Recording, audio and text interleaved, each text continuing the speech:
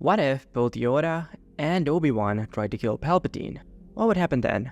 Let's find out. So in this timeline, the deviation from the original timeline would occur after Obi Wan and Yoda return to the temple, post Order 66. So let's get to it. As Obi Wan and Yoda approached the smoldering ruins of the Jedi Temple, the air was thick with the acrid scent of charged debris and lingering death. Their hearts were heavy, but their purpose was clear. And this purpose was to recalibrate a transmission being sent out from the temple. So side note, in the original timeline, after Order 66, the clones had a transmission sent out from the temple, calling every single Jedi in the galaxy to return to Coruscant, and this was of course a trap. And it is to undo this trap that Obi-Wan and Yoda are now in the temple. Navigating through the empty halls of the temple, Obi-Wan and Yoda moved with purpose, their senses sharp and attuned to any danger. They encountered several fallen Jedi, their once vibrant lightsabers now extinguished, lying beside their still bodies. These sights only hardened the resolve held by the two masters. They soon reached the central communication hub, where a console emitted a faint, ominous hum. Obi-Wan swiftly accessed the terminal, his fingers dancing over the controls with practiced ease. Working quickly, Obi-Wan recalibrated the transmission, changing the message to warn Jedi to stay away and go into hiding. The new message then broadcasted: "The temple has fallen. Stay away. Trust in the Force and remain hidden. We will rebuild." This was the final part of Obi-Wan's message that was now being broadcasted, instead of the trap. With the transmission successfully altered, Obi-Wan and Yoda began to make their way out of the communication hub. As they walked through the desolate corridors, a sense of urgency drove them forward. However, something caught Obi-Wan's eye: a security terminal nearby, still operational despite the chaos. "Wait, Master," Obi-Wan said, moving towards the terminal. He felt a sudden, compelling need to know exactly what had transpired in the temple. "If into the security recordings you go, only pain will you find," Yoda warned, his voice heavy with the burden of foresight. Obi-Wan hesitated for a moment, but then activated the terminal. "I must know, Master," he said. The screen quickly flickered to life, revealing the horrific recordings of the attack. And in this recording, Anakin Skywalker, the pride of the Jedi Order and hero of the Clone Wars, led a battalion of clone troopers into the temple. Obi-Wan watched in silent agony as Anakin, his former apprentice, ruthlessly dispatched of the Jedi, even the younglings who looked up to him with trust and innocence. Obi-Wan could not believe his eyes, but he forced himself to continue watching. And then a few moments later, the recordings shifted to a scene that caused Obi-Wan's breath to catch in his throat. He saw Anakin kneeling before Palpatine, or Darth Sidious. "Rise, Lord Vader." Sidious's voice echoed ominously in the hollow recording, making it clear to Obi-Wan and Yoda that Anakin Skywalker is gone. "I can't watch anymore," Obi-Wan said, his voice cracking with grief. He turned away from the screen, unable to bear the sight of Anakin's betrayal. Yoda's expression was one of deep sorrow, his ears drooping and his eyes filled with sadness. "Gone, young Skywalker is, Obi-Wan, lost to the Sith." "To Sidious we must go," Yoda said, his voice resolute. "The Master, he is. All the power he holds. If defeated he is not, the Sith and the Empire will live on." "What about Anakin, Master?" Obi-Wan asked. "Powerful he might become, but political power he doesn't have. Sidious, the priority remains." Obi-Wan nodded, understanding the gravity of Yoda's reasoning. Without deliberating on this much longer, the two Jedi Masters swiftly left the temple, their destination clear: the Senate building, more specifically the office of the Emperor. The journey to the Senate building was swift and silent, their movements calculated, precise, and discreet. As they approached the Senate building, the grand structure loomed before them, its imposing architecture a testament to the Republic's former glory. Under the cover of night, the Senate building was almost deserted. The Senate was not in session, and the corridors were empty, making the Jedi's infiltration easier.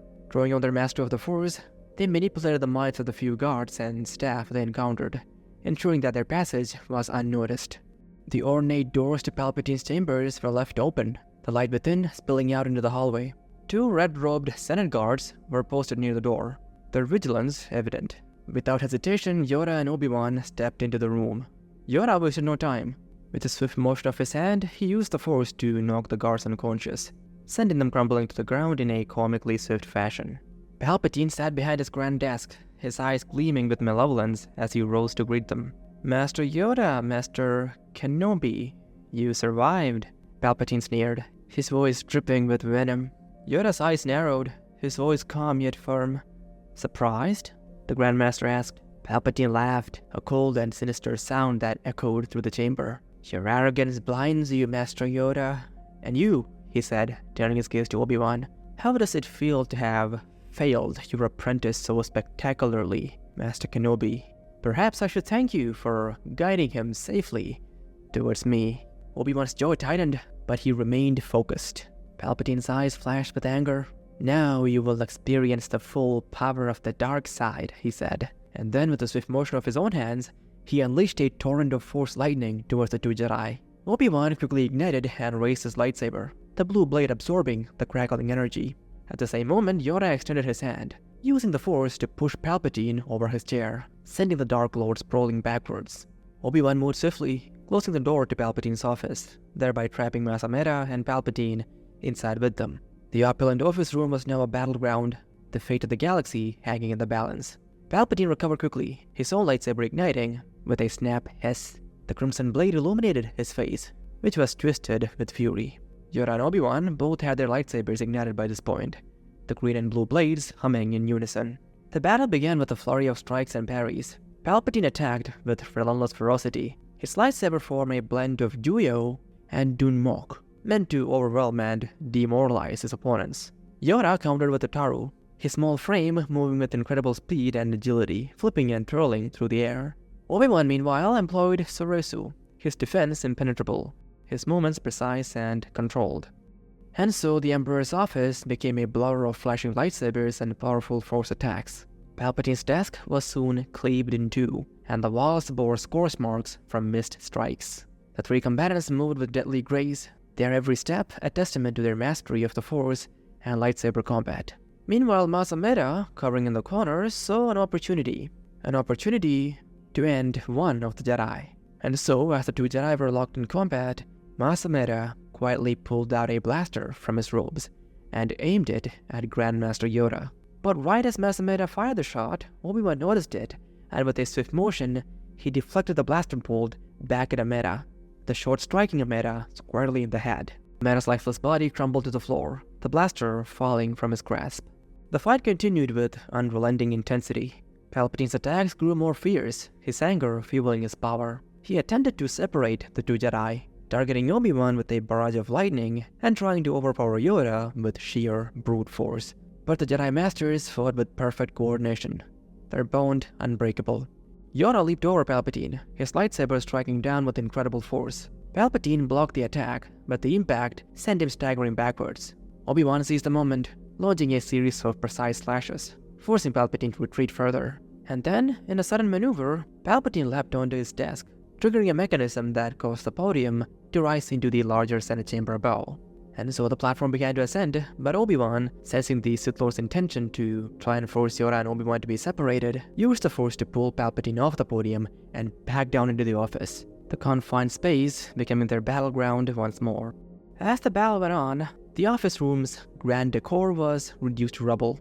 The art pieces that hung on the wall bore deep scorch marks, furniture lay in splinters, and the air was thick with the smell of ozone and burning metal. Palpatine's attacks at this point became more erratic, his desperation evident as he tried to break through the Jedi's coordinated defenses. In a moment of near disaster, Palpatine managed to land a powerful blow that sent Yoda sprawling. As the Dark Lord moved in for the kill, Obi-Wan intervened, blocking the fatal strike with his lightsaber.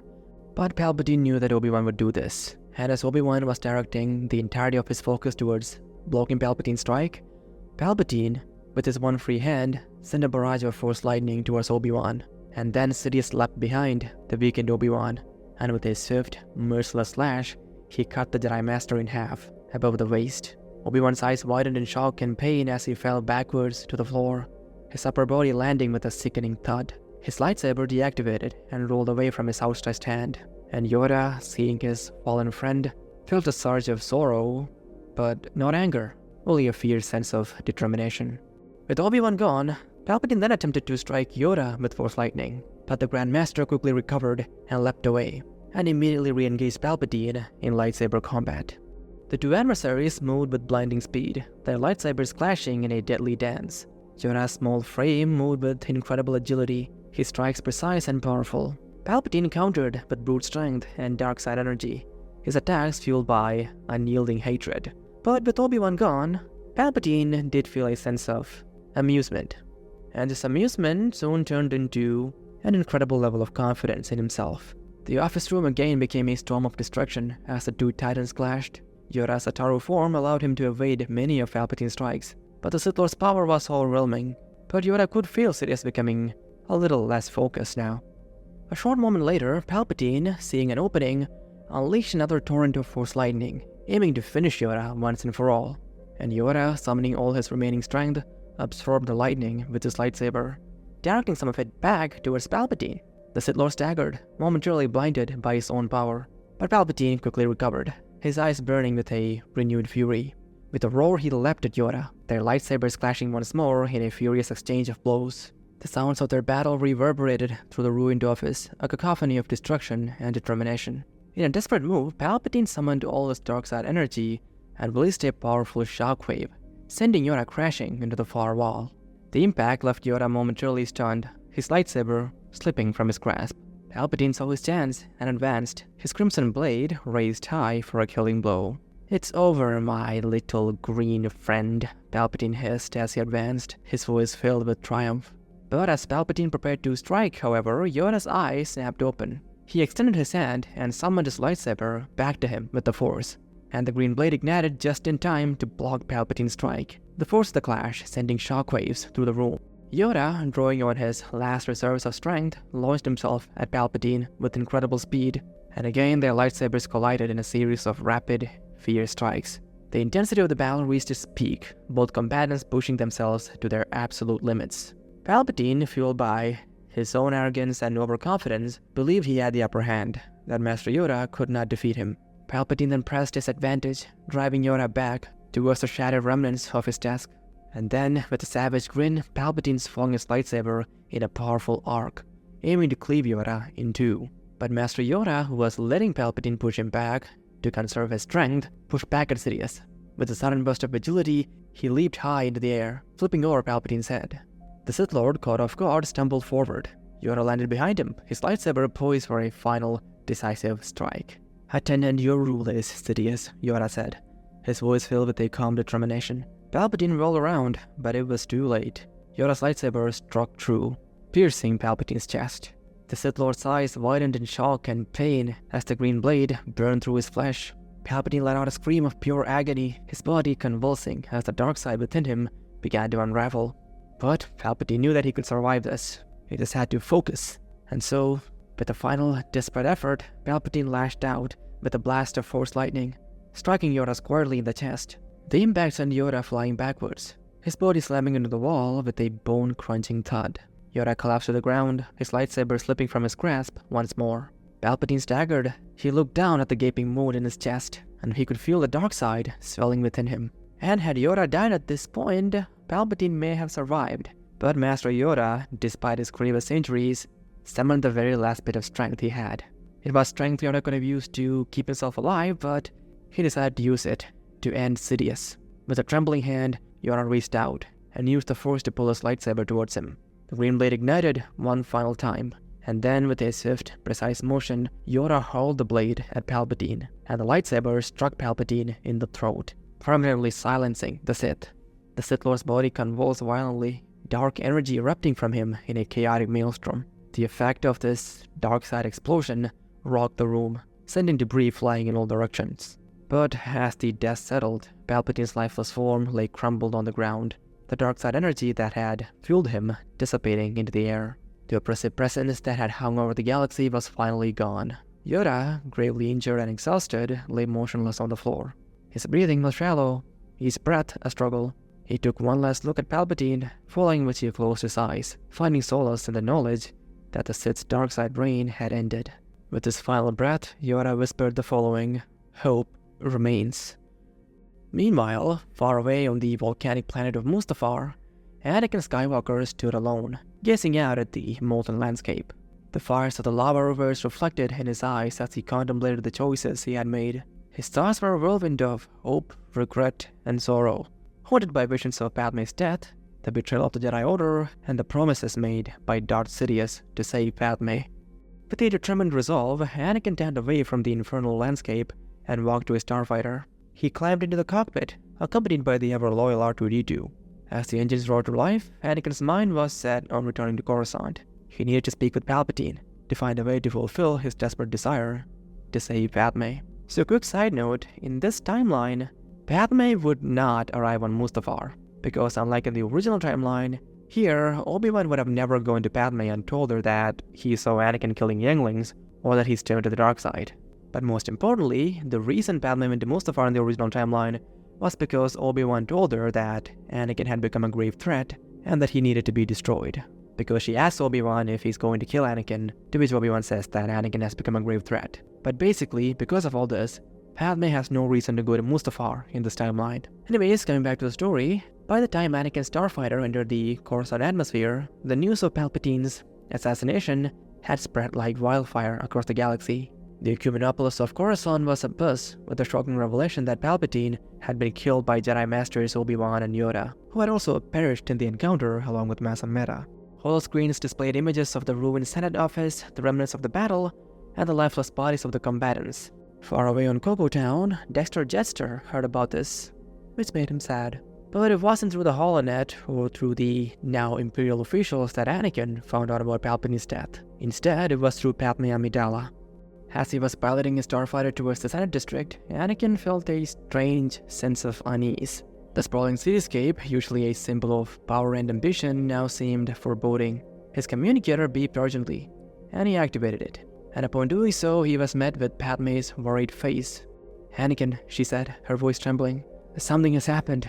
Palpatine, he's dead." Anakin's heart skipped a beat. "What?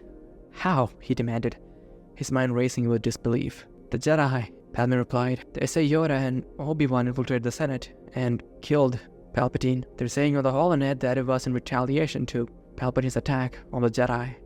Anakin's mind reeled. Without another word, he directed his starfighter towards the Senate building, abruptly ending the transmission with Padme, providing no explanation, his thoughts consumed by the devastating news. The news that his one shot at saving Padme had been destroyed by Obi-Wan and Yoda.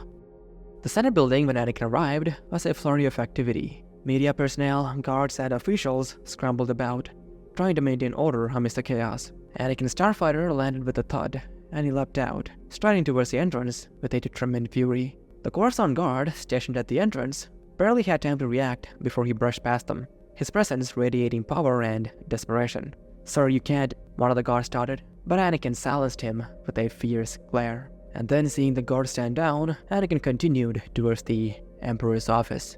He pushed through the throngs of people, his mind singularly focused on reaching the scene of the crime. Inside Palpatine's office, the once grand room was now a scene of destruction. The walls were scorched, furniture lay in ruins, and the air was thick with the scent of burned flesh. The lifeless bodies of Palpatine, Yoda, Mas Amedda, and Obi-Wan lay sprawled across the floor, a grim testament to the battle that had taken place. Anakin stormed into the room, his eyes wide with fury and shock. "No," he screamed, his voice echoing through the chamber. He rushed towards Palpatine's body, kneeling beside it. "This can't be happening," he muttered, his hands trembling with anger. Anakin's mind then raced with implications. Palpatine was his guide to the dark side, the one who promised him the power to save Padme, and now Palpatine was dead, and with him the hope of Padme's survival shattered. Anakin clenched his fists, the dark side surging through him as his anger and despair reached a boiling point. But then a flicker of hope sparkled within him. The Jedi Temple's hidden archives, which were previously inaccessible to him, were now fully accessible, and they might hold the answers he sought. Anakin's mind quickly raced with the possibilities. Known as Palpatine's right hand, Anakin now had the authority to access the archives. He then stood up, a newfound determination in his eyes, and then Anakin made his way out of Palpatine's office. His target, the Jedi Temple archives. He barely acknowledged the bodies of Yoda and Obi-Wan, who lay in 2 pieces. Any grief Anakin would have felt for Yoda or Obi-Wan was overshadowed by the anger he had towards them for destroying his path towards saving Padme. And so, Anakin, as quickly as he came in, made his way out of Palpatine's office. The Jedi Archives, especially the hidden section, was a vast repository of knowledge, containing ancient texts and holocrons that detailed the deepest secrets of the Force. And it was among these texts and holocrons that Anakin immersed himself in research, poring over texts that spoke of the healing arts and the preservation of life. Days went by as Anakin delved deeper, his obsession with saving Padme fully consuming him. He researched without eating, drinking, or even sleeping. Meanwhile, with Palpatine and Mas Amedda dead, the control of the newly formed Empire fell to Sly Moore. Moore, an Umbaran female Force adept who had served as Palpatine's senior administrative aide and chief of staff, was fully aware of Palpatine's plans and strategies. She was one of the few who had been privy to Palpatine's true identity and his ambitions, and she was also aware of Palpatine's plans that had to do with Anakin. She also had a unique ability to manipulate the minds of others, a skill that had made her invaluable to Palpatine. And now, with Palpatine's death, Moore saw another opportunity to hold on to her power and secure her position within the Empire. Moore recognized Anakin's potential and his importance in maintaining stability. Moore knew that the pressure to revive democracy would be strong, and that the only person that could sway the tide on that belief would be Anakin Skywalker. Because, side note, Anakin was famous and was pretty much loved by the galaxy. And Sly Moore recognized that because of these qualities of Anakin, many would agree with her if she campaigned to position him as Emperor. She believed that with Anakin at the helm, the newly formed Empire could continue to thrive, and she could ensure her own influence and control. And so, Moore, with her knowledge of the inner workings of the former Republic and her adept political maneuvering, began to orchestrate a plan to place Anakin on the Imperial throne. She launched a calculated media and political campaign to position Anakin as the rightful successor to Emperor Palpatine. The first step was to control the narrative. Utilizing her extensive propaganda network, Moore began to broadcast messages across the galaxy, portraying Anakin as the ultimate hero and survivor. Holoscreens in every city and settlement flashed with images of Anakin's heroic feats during the Clone Wars. His unmatched skill with a lightsaber was there for everyone to see. And also, Anakin's unwavering loyalty to the former Republic and Palpatine was made clear to everyone. Also, a side note, Palpatine was also loved by the galaxy. Almost everyone viewed him as a strong, bold man who stood for freedom and safety. Anyways, back to the story. Anakin Skywalker, one of the broadcasts began, "The hero with no fear, the champion of the Clone Wars, is the one true heir to Emperor Palpatine's legacy. He was the only Jedi that did not betray our Emperor. He alone has the strength and the vision to lead us into a new era of peace and stability," the broadcast said.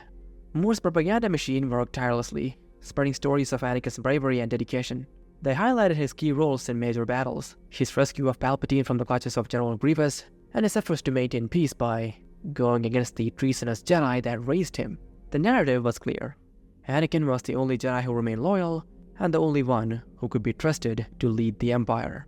Also, simultaneously, Moore engaged in political maneuvering behind the scenes. She met with influential senators, military leaders, and key figures within the Imperial bureaucracy. In private meetings, she emphasized Anakin's qualifications, his deep understanding of both the Force and military strategy, and his ability to inspire loyalty among the troops. Anakin Skywalker has proved himself time and time again, Moore argued. He is the most qualified to assume leadership and guide us through these turbulent times. With him at the helm, we can continue Palpatine's vision of a strong and unified galaxy, Moore said to all those who argued against her. The response was overwhelmingly positive. Many within the Senate and the military had witnessed Anakin's powers firsthand. They respected his abilities and believed in his potential to lead. With Sly Moore's assurances and political influence, they began to voice their support for Anakin's ascension. Public opinion also shifted rapidly in Anakin's favor. The people of the galaxy, already familiar with his heroics, were easily swayed by the propaganda. Crowds gathered in city squares to watch the broadcast, cheering for their new hero. Murals and statues of Anakin began to appear, further cementing his image as the galaxy's savior. Back in the Jedi Temple, however, Anakin continued his research with single-minded determination.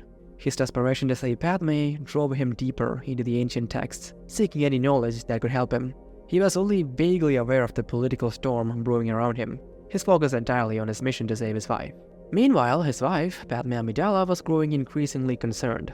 Sly Moore's propaganda campaign to position Anakin as Emperor was intensifying, and Padme, a staunch proponent of democracy, was deeply troubled by the implications. She tried speaking with Anakin about it, hoping to sway him from this dangerous path. "Anakin, this isn't right. You have to stop this before it gets out of control," Padme pleaded during one of their moments together. "You can't let them turn you into a dictator. The Empire has to be dissolved, Anakin. We need to bring back democracy and freedom. If not, voices will be made silent." Padme went on to explain her side, but Anakin, consumed by his quest to save her, dismissed her concerns. "I don't have time for this now, Padme. I need to find a way to save you. That's all that matters right now.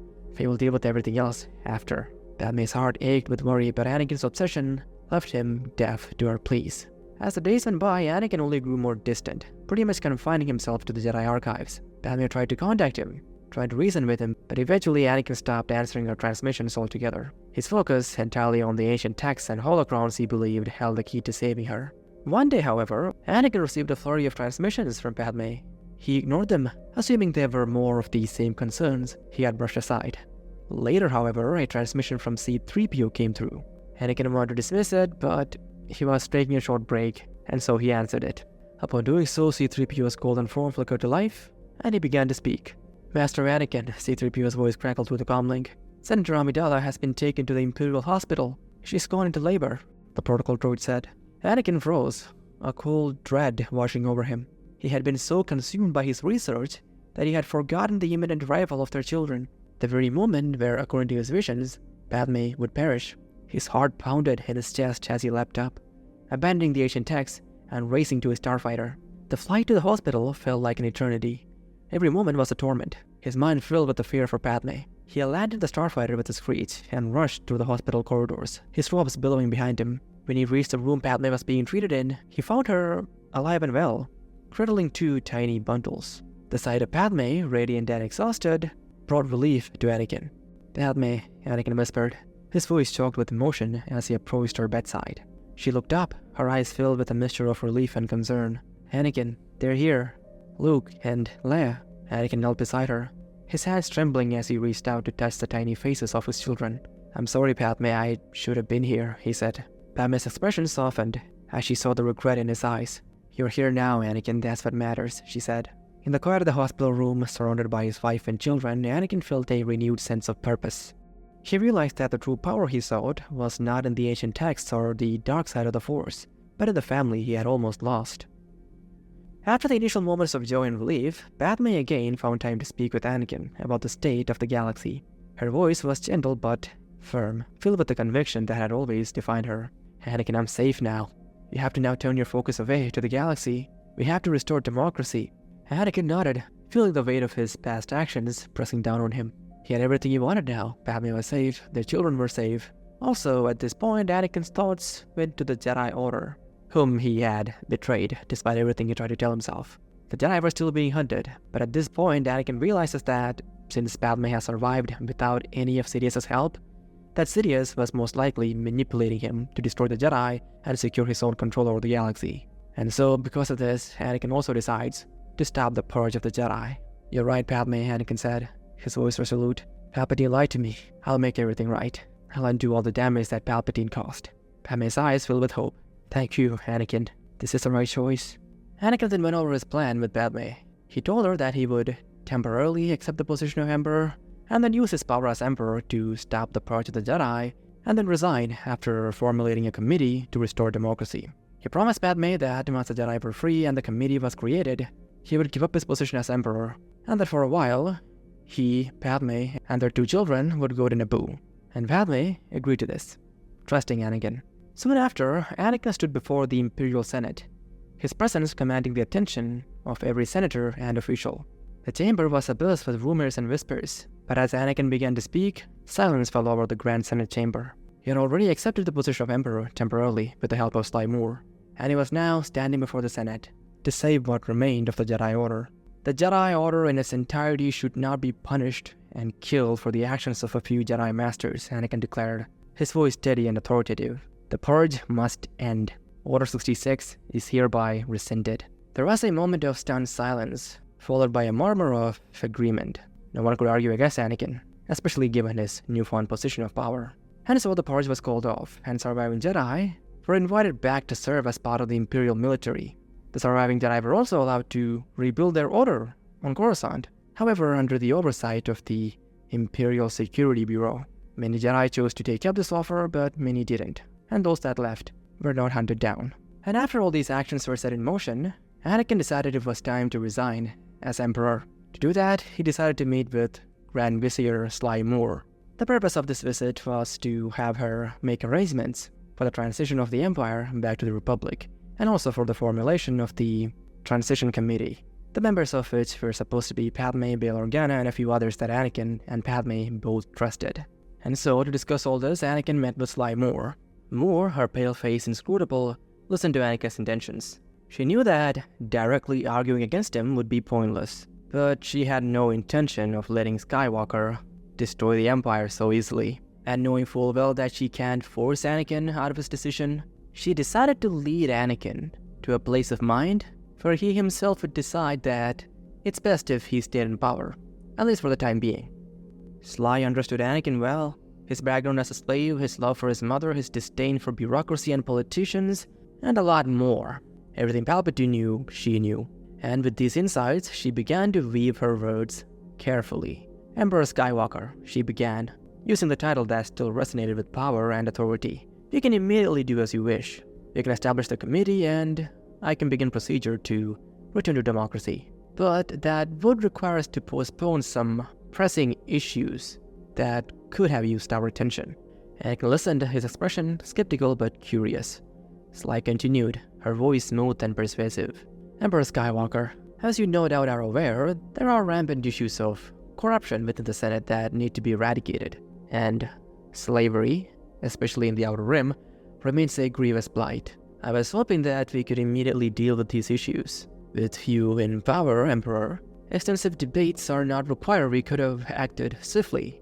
But we could, of course, present these issues to the Senate once the Republic has been re-established. But I cannot guarantee swift action in such a scenario, my lord, she said. Anakin's eyes narrowed. The thought of ending slavery struck a deep chord with him. He remembered his own experiences, his mother's suffering.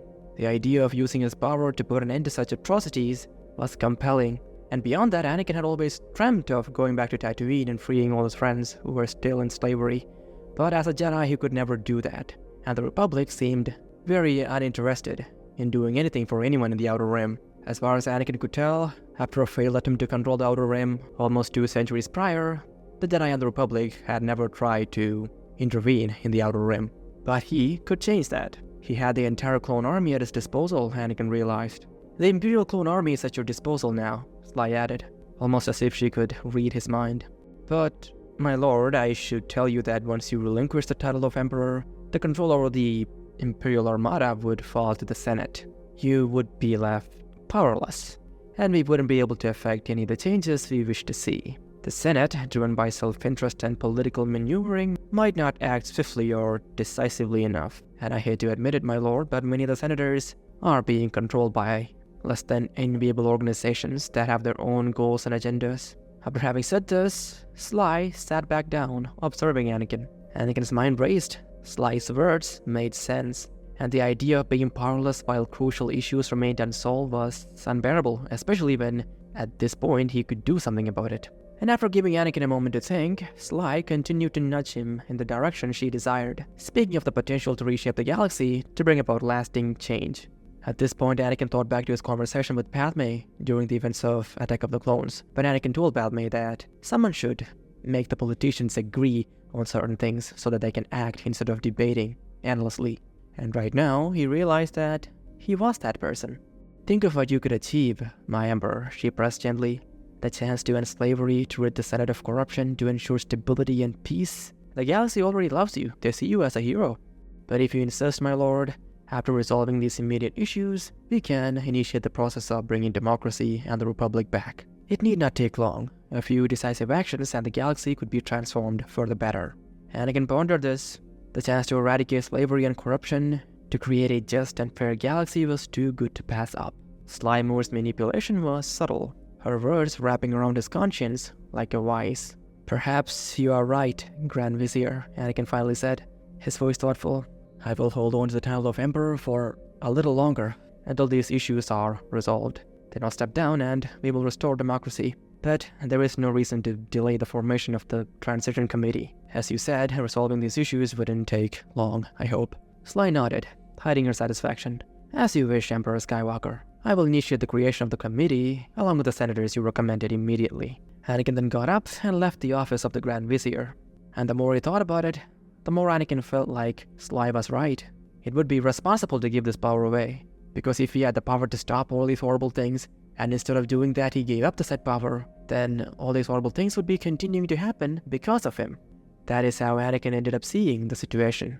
Later, having heard this, Padme, although she still disagreed, knew that asking Anakin to forego the opportunity to do things like end slavery would be futile, given his past. And since the Empire to Republic Transition Committee, officially known as the Imperial Council, was created, that satisfied Padme a bit, and she still held on to the belief that Anakin would soon give up the title of this dictator. And because of that, for the time being, Anakin and Padme cancelled their plans to leave for Naboo with their children, because Anakin had some immediate issues to deal with, and so Emperor Skywalker began his work with Sly Moore. Anakin tasked Sly Moore and the Imperial Council with dealing with the issue of corruption in the Senate, to find out which senators don't have the best interest of their systems at heart. To accomplish this, the Grand Vizier gave the ISB more power to monitor senators in secret and to audit their accounts if necessary. And some of these acts were committed without even informing the Imperial Council, as the Imperial Council was also composed of senators. And as all this was happening, Anakin led the clone army and the Jedi that returned to Coruscant to the Outer Rim, to bring the Outer Rim under the control of the Empire. This is something Anakin thought would be completed quite quickly, maybe in a few months. But quickly enough, Emperor Skywalker realized that things would not be so easy, because in the Outer Rim territories, there were several organizations that did not want things to change. This included the Pikes, the Hutts, and other criminal organizations. But Sly Moore was not surprised. She knew that it would take this long. Her purpose was to give Anakin a taste of power, to the point where he wouldn't want to give up this power. She wanted to take him to a point where he would feel as if he were to give up his power, if he were to bring back the Republic, then the peace that he was creating would disappear.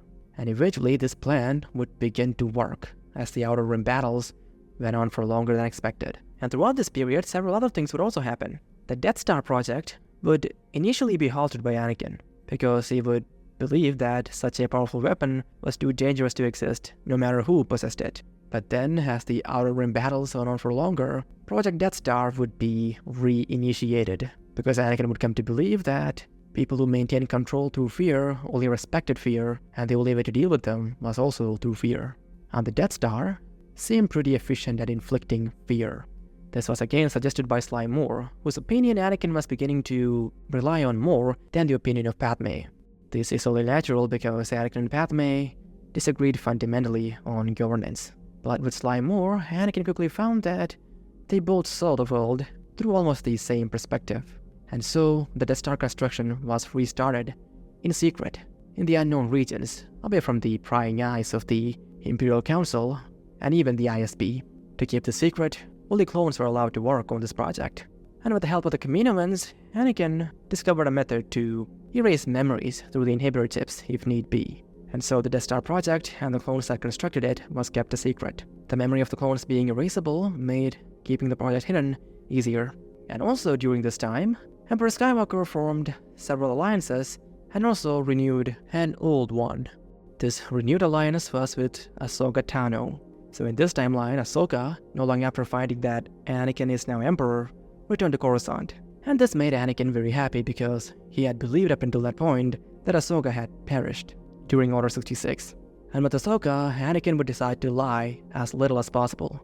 He would tell her that Palpatine was Darth Sidious, and that he had manipulated Anakin to the dark side, and that everything he did, all the horrible things, that it wasn't really him, and that it was the dark side acting through him. And Ahsoka, of course, believed this, mainly because she wanted to believe this. Because side note, even in Rebels, when Ahsoka meets Darth Vader, she still refuses to believe, initially at least, that he is evil, and she tells Darth Vader that she would not leave his side. So Ahsoka would believe Anakin when he says that he was under the influence of the dark side when he did all the horrible things that he did. Also further, while they were on Mortis, Ahsoka had seen what the dark side can do to an individual. Because on Mortis, even Ahsoka was turned to the dark side by the Sun, the embodiment of the dark side. And while under the influence of the dark side, she tried to kill Obi Wan and Anakin. And Ahsoka would summarize that Sidious had done something similar to Anakin. Also, side note, Anakin, Ahsoka, and Obi Wan do remember what happened on Mortis. This is evidenced by the fact that in Season 6 of the Clone Wars, Yoda mentions Mortis to Anakin, and Anakin acknowledges it. But anyways, point is, Ahsoka would join Anakin, after he convinces her that he could use her help with managing the Jedi that had returned to Coruscant. And Ahsoka would of course agree. And as time went on, Ahsoka would also become a close associate of Anakin, along with Sly Moore. There would be some friction between Sly Moore and Ahsoka, but they would both be comfortable working with Anakin. Also, another adversary that Anakin would run into would be Darth Maul, because along with Ahsoka, Maul had also survived Order 66, and he went on to reclaim his criminal empire. So during these Outer Rim battles between the Empire and the criminal organizations, Maul would essentially become the leader of these criminal organizations. And because of Maul, all the different factions seeking control of the Outer Rim would again become unified, and they would fight against the Empire. So it would essentially be Anakin Skywalker, or Darth Vader, versus Darth Maul. That is how the Empire's mission to reclaim the Outer Rim would eventually lead to. And as for how the Maul-Anakin war would go, well, Maul was extremely intelligent, and the Outer Rim war would only escalate once Maul takes control, because Maul and his allies would create an anti-Imperial sentiment, not only in the Outer Rim, but also in some of the central worlds, and this would cause many to side with Maul, and pretty soon, things would get really complicated. The Empire would be dealing with attacks from different fronts, attacks on several of their bases, assassination attempts, and all this would soon make clear that Anakin wouldn't be able to leave the position of Emperor anytime soon, which is what Sly wanted, and maybe a little more than what she wanted. And as the Outer Rim wars progressed, the Empire would make an interesting finding in the Outer Rim, and this finding was a person, a Chiss, Thrawn Naruto, or Thrawn. In case you didn't know, Anakin and Thrawn had met before, so Thrawn would quickly become a member of Anakin's close associates. This would change the dynamics of the war. So how would the battle progress after Thrawn becomes involved? How would Padme and Anakin's relationship develop? There would be a growing wedge between them, but I suppose Padme would eventually come to realize that trying to transition the galaxy's governing structure in the middle of another war would be problematic. So I suppose for the time being, Padme wouldn't be too stressed out about the way Anakin is handling things. As for Luke and Leia, they would be trained in the ways of the Force by Ahsoka and Anakin whenever he could, and they would grow up to be powerful Force users. As for the war itself, I have no clue how it would end. But when the Death Star is finally completed, I suppose that would make a change. But what about after? What about the Yuzong Wong? What if they invaded during this Outer Rim war? Anyways, thank you to CJ Russell, Lord Newt Newt, Rufus Nelson IV, and Rashid for supporting me on Patreon. And thank you to Michael Sampson for becoming a channel member. Thank you to all of you, and also if you have the time and feel like supporting the channel, check out my Patreon, where for $1 or more a month, you can help out the channel, but only if you have the time though. Also, if you're in the market for a t-shirt or a cap or a mug or something, I think I have something in the store. So check that out if you have the time, and goodbye. May Master Yoda and his wisdom be always with you. Or maybe that isn't such a good idea.